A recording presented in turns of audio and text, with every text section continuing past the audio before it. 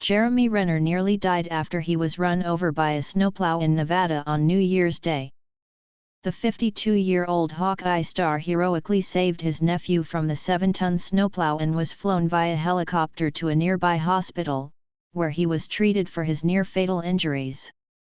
3 months after the incident, Jeremy made it through the recovery process, which involved learning to walk again. In an interview with Diane Sawyer for ABC News, he opened up about the terrifying incident. During the interview, Jeremy revealed the full extent of his injuries from the accident. Jeremy had already confirmed he had broken over 30 bones, but now we know exactly how brutal the accident was on his body. Below is the full list of Jeremy's injuries in the accident, followed by what he's had to say about what he went through that fateful day. In his chat with Diane Sawyer, Jeremy revealed that he was awake through every moment of the snowplow accident. He reflected on what he remembered from the immediate aftermath of the incident. "What's my body look like? Am I just going to be like a spine and a brain, like a science experiment?" he said. The Marvel star's nephew also recalled seeing Jeremy right after he was run over. "I'd just perfectly see him in a pool of blood coming from his head. I ran up to him. I didn't think he was alive," the nephew said. Jeremy also shared photos from the accident, showing how close he came to dying. His neighbors in Reno, Rich Kovac and his partner Barb Fletcher, rushed to help when they saw him bleeding into the snow. "It was blood, the amount of blood, and he was just in such pain, and the sounds that were coming out of him," said Rich. "There was so much blood in the snow, and then when I looked at his head, it appeared to me to be cracked wide open." Jeremy also shared photos from the accident, showing how close he came to April 10's neighbors in Reno, Rich Kovac and his partner Barb Fletcher, who rushed over to help when they saw him bleeding into the snow. "It was blood, the amount of blood, and he was just in such pain, and the sounds that were coming out of him," said Rich.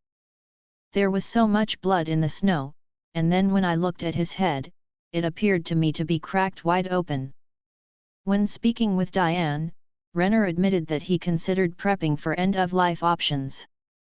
The Hurt Locker star told his family, "Don't let me live on tubes on a machine." He also implored him that he didn't want to live the rest of his days in pain. "If my existence is going to be March 26 and painkillers, let me go now," he admitted. "I was awake through every moment. It's exactly what you would imagine it would feel like," he said to Diane. "Too many things are going on in the body to feel pain, it's everything. It's like if your soul could have pain." Thankfully, the exact opposite happened. During his recovery, Jeremy kicked smoking. He also dropped 20 pounds. He shared this revelation when speaking with Jimmy Kimmel on the April 10 episode of Jimmy Kimmel Live, telling the host that being run over by the plow was like being under a giant metal cookie roller. Jeremy also said that miraculously, it just missed every vertebra and did not hit any organs. "My brain did not swell.